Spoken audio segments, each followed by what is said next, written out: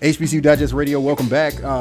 Special guests today, two of them for our way of Jacksonville, Florida, with a big announcement and dialogue about potential new sports affiliation. Edward Waters College President A. Zachary Faison and new Director of Athletics of the Tigers, Paul Bryant, who are here to discuss a big announcement with one of our historically black athletic conferences. So, gentlemen, again, a pleasure to have you on, brothers. An invitation from the Southern Intercollegiate Athletic Conference.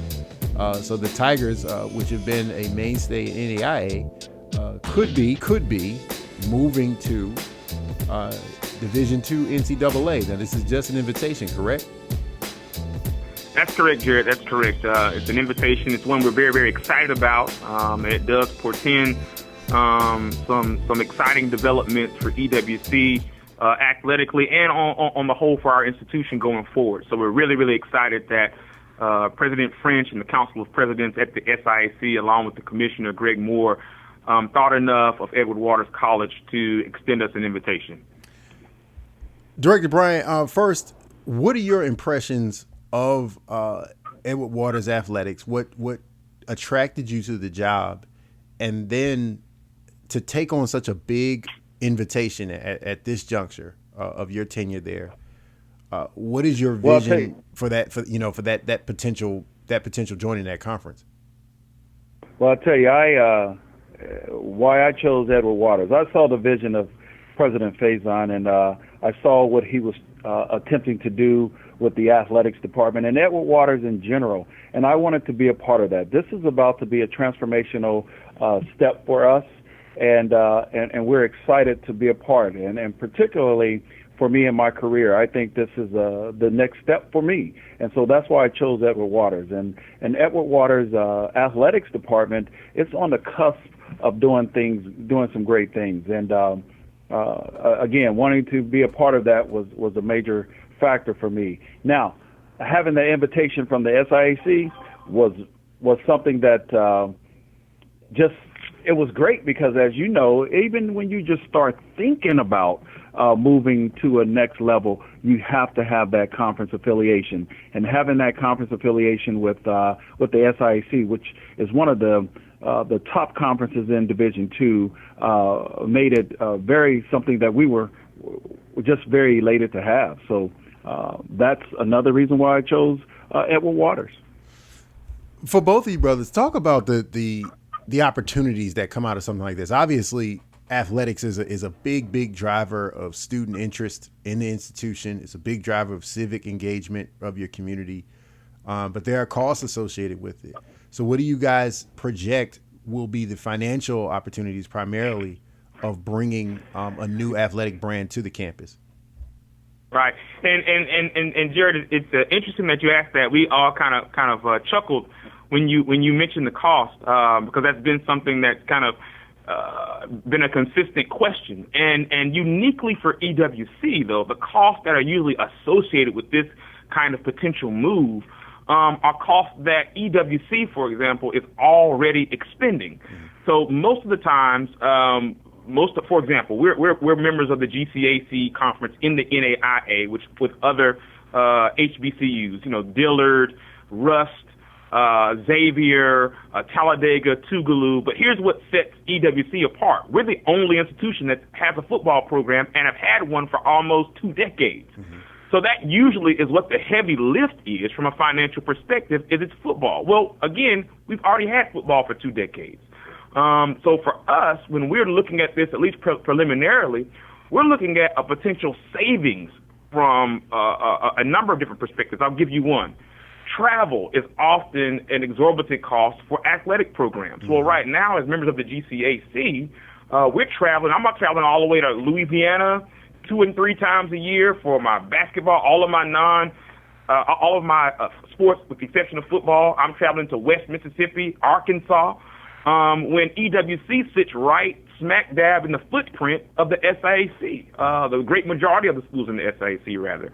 We're within 5-6 hours of Fort Valley, Savannah, Albany, Tuskegee, Atlanta, and the AU Center, and Morehouse, and Clark. And so for us, we really see it, as a revenue generator in terms of the branding of our institution. We see it as a revenue generator in terms of eliciting a lot more excitement from an enrollment perspective. And we actually think that from an athletic budgetary perspective, we actually could experience some savings from a number of different perspectives. So, again, we'll kind of be exploring and getting more granular with our analysis as we look at this going forward. But at least preliminarily, we see it as an asset for us, even from a financial perspective. We don't think that there's going to be that heavy of a lift because many of the drivers from a revenue perspective and a financial impact perspective, we're already expending. And if you couple that with the fact that, for example, we already have a new stadium that's coming online. We're getting ready to break ground on a new stadium, the first on-campus stadium at EWC, but probably within the next 90 to 120 days.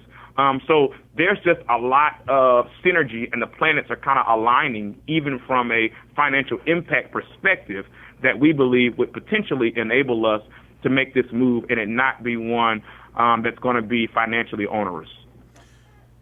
Director Bryant, so I don't want the question to come off as being slick or funny, but you've been a part of some huge HBCU sports brands, right? Yes. Grambling, South Carolina State. They to the point that people on the outside look at what you do with football and what you do with athletics is almost on par with, or sometimes beyond, what matters with the actual institution. Right.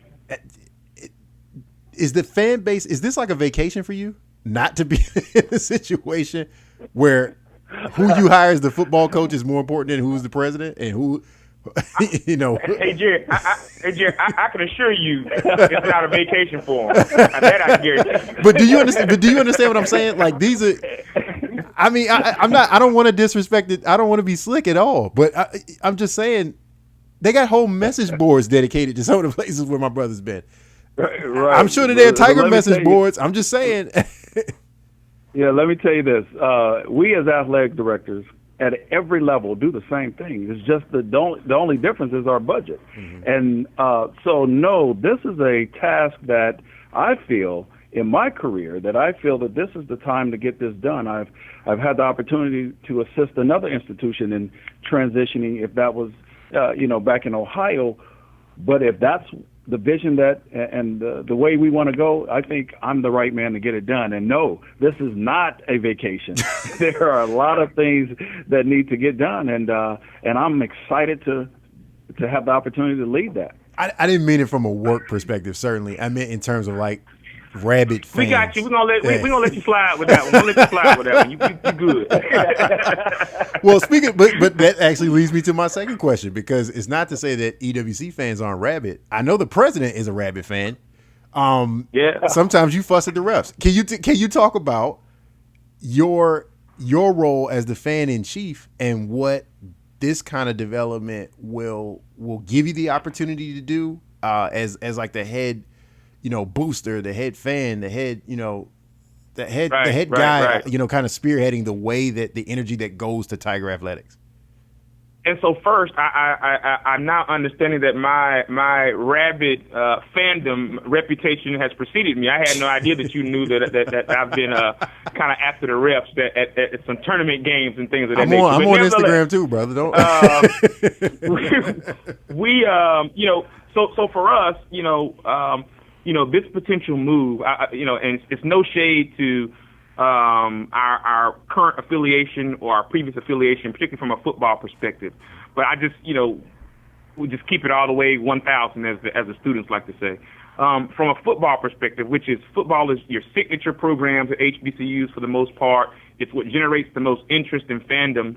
So although we've had a football program since 2001, we've never played an all HBCU schedule. Typically, we might get one HBCU on our schedule. We're playing, I won't call any names, but let's just say Southwest Directional Christian School of the Alps in the second pole of the north of, Fort Lauderdale. Mm-hmm. And so, from our perspective and from even our alums' perspective and folks in the community, they're looking for an HBCU game day experience. I'm a graduate of an HBCU, and have worked at 5 HBCUs, so I understood and could empathize with what I was hearing my alums share and say about, hey, we want to get behind our athletic program, but we want a true, authentic HBCU experience. I'll share this with you, for example. I'm also, other than Talladega, the only other institution in the GCAC conference that has a marching band, okay? So, and Talladega doesn't have a football program. So I have a football program and a marching band, both of which are drivers for enrollment for me, and they have the potential to grow and expand, especially if, fourth quarter, band heads want to be able to do that fifth quarter, with other HBCUs that have bands.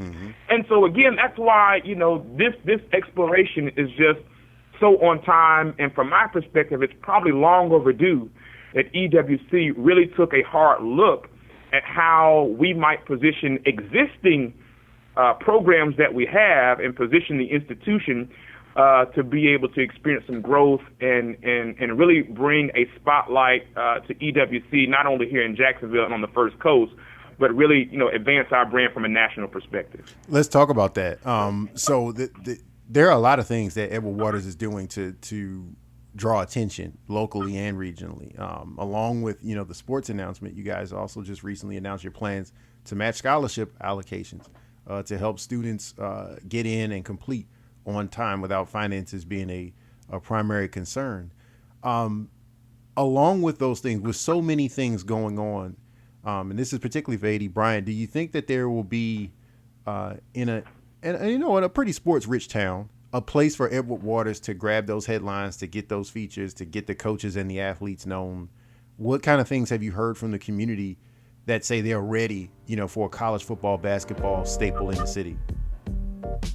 Well, I think that there is room, and we have our own niche. When you are looking for a way to get into the community, you have to have a niche, and I think we have our own niche. And as President stated, being one of the only HBCUs around in the state of Florida to be that have the band, that have the football program, it's going to be critical for our coaches and our players to get in the community, for one, and two, to be successful. There's a